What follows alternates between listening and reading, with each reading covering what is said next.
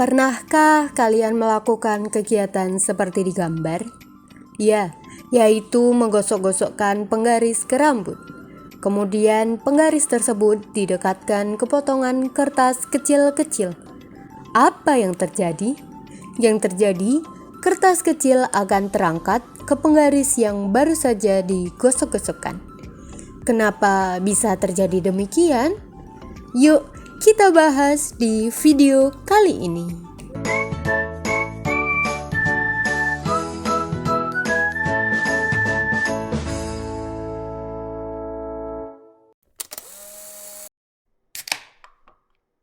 Potongan kertas kecil tersebut terangkat dan sebagian akan menempel dikarenakan adanya listrik statis. Ada yang tahu apa itu listrik statis? Listrik statis atau elektrostatis membahas muatan listrik yang ada dalam keadaan statis atau diam.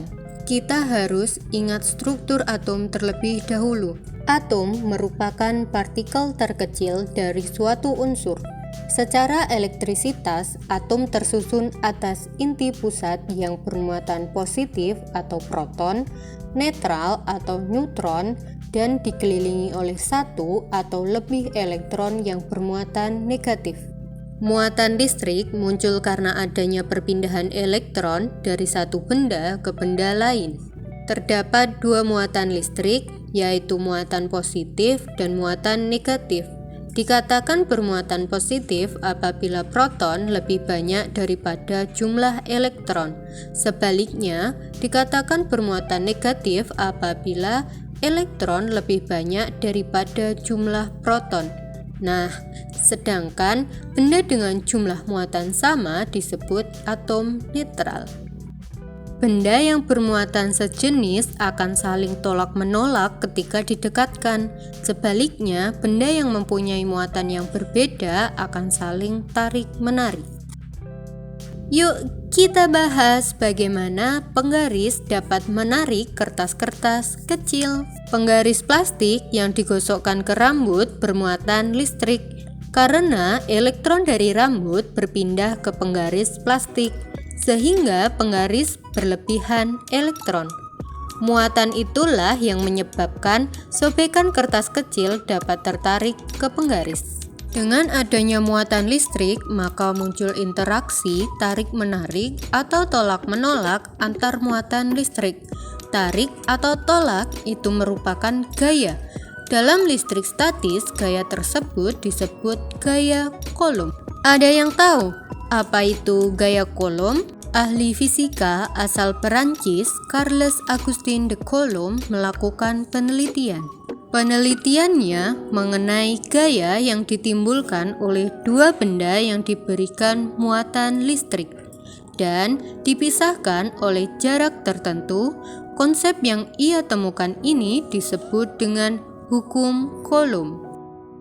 Dengan bunyi hukum Coulomb, yaitu besarnya gaya tarik-menarik atau tolak-menolak antara dua benda bermuatan listrik sebanding dengan besar muatan masing-masing dan berbanding terbalik dengan kuadrat jarak antara kedua benda. Ingat, sebanding dengan muatan masing-masing dan berbanding terbalik dengan kuadrat jarak. Secara matematis, hukum Coulomb dapat ditulis dengan rumus F sama dengan K kali Q1 kali Q2 per R kuadrat. Dengan F menunjukkan gaya Coulomb dengan satuan Newton. K adalah konstanta Coulomb dengan nilainya 9 kali 10 pangkat 9 Nm kuadrat per C kuadrat. Q1 dan Q2 adalah muatan listrik 1 dan 2 dengan satuan Coulomb.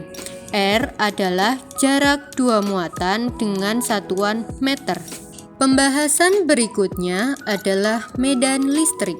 Medan listrik adalah area atau daerah di sekitar muatan listrik. Lebih jelasnya, apabila suatu benda bermuatan listrik berada di daerah tersebut, maka akan mendapatkan gaya listrik. Medan listrik merupakan efek yang ditimbulkan oleh adanya muatan listrik. Medan listrik sendiri memiliki 3 sifat, yaitu yang pertama, garis gaya medan listrik tidak pernah berpotongan satu dengan yang lainnya. Yang kedua, garis-garis medan listrik selalu mengarah radial keluar menjauhi muatan positif dan radial ke dalam menuju muatan negatif. Yang ketiga, tempat di mana garis gaya medan listrik rapat menunjukkan medan listrik yang kuat. Besar medan listrik dari suatu benda dinamakan kuat medan listrik. Secara matematis, rumus kuat medan listrik adalah E sama dengan F per Q.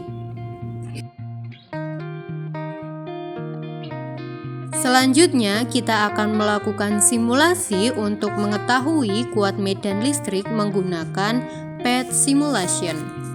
Kita mulai dengan meletakkan muatan positif dengan besarnya 1 nanocoulomb. Kemudian untuk mengetahui kuat medan listrik, kita letakkan sensor di dekatnya, di dekat muatan positif tersebut. Selanjutnya kita mencari kuat medan listrik bernilai 0. Di sini kita menggunakan 2 buah muatan positif. Kemudian letakkan sensor hingga menunjukkan besarnya atau nilainya sama dengan 0 atau mendekati 0. Selanjutnya dapat menghitung jarak dengan fitur pengukur yang tersedia.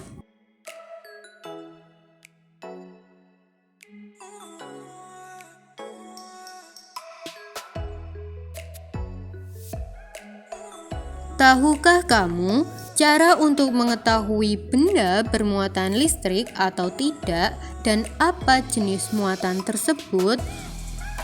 Untuk mengetahui hal tersebut dibutuhkan sebuah alat khusus yang dinamakan elektroskop. Apa itu elektroskop dan bagaimana cara kerjanya?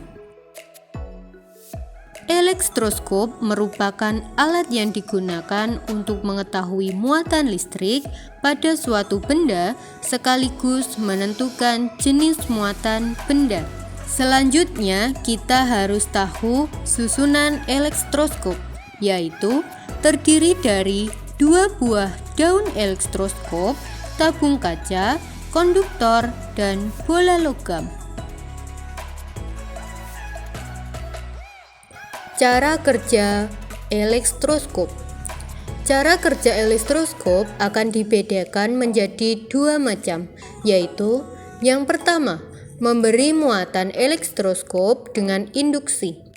Cara ini dilakukan pada sebuah elektroskop netral. Elektroskop netral yang didekati oleh benda yang memiliki muatan negatif akan menarik muatan positif dari daun ke bola logam yang terletak di atas.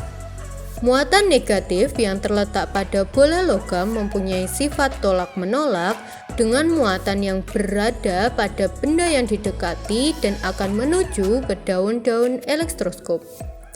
Kedua daun elektroskop nantinya akan memiliki kelebihan elektron atau bermuatan negatif, sehingga akan saling menjauh karena sama-sama memiliki muatan negatif.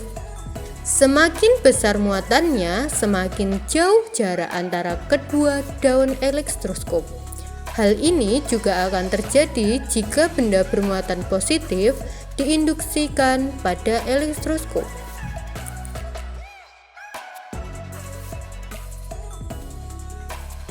Cara kerja yang kedua yaitu memberikan muatan elektroskop dengan konduksi. Untuk cara kerja elektroskop dengan konduksi akan bisa dilakukan pada elektroskop yang tidak netral, sehingga bola logam dan daun-daun elektroskop mempunyai jenis muatan. Bola logam akan mendapatkan muatan dengan cara konduksi oleh konduktor logam.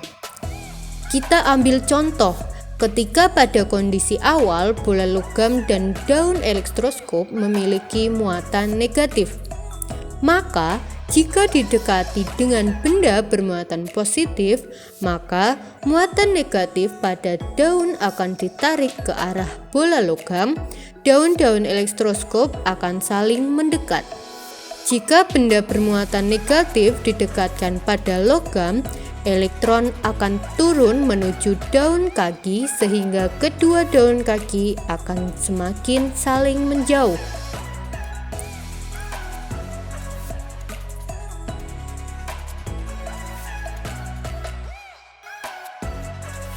Nah, tadi sudah dijelaskan mengenai bagian-bagian elektroskop dan cara kerja elektroskop.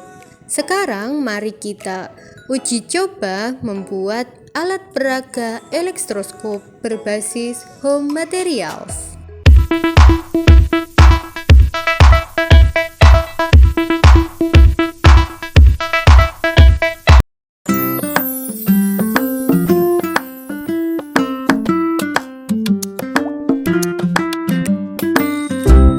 Alat dan bahan yang digunakan seperti gunting untuk membentuk daun elektroskop, botol plastik bekas sebagai pengganti botol kaca, aluminium foil digunakan untuk membuat daun elektroskop, kemudian kabel untuk mendapatkan kawat tembaga di dalamnya, kemudian plastisin digunakan agar botol kedap udara, dan yang terakhir adalah potongan plastik sebagai muatan negatif.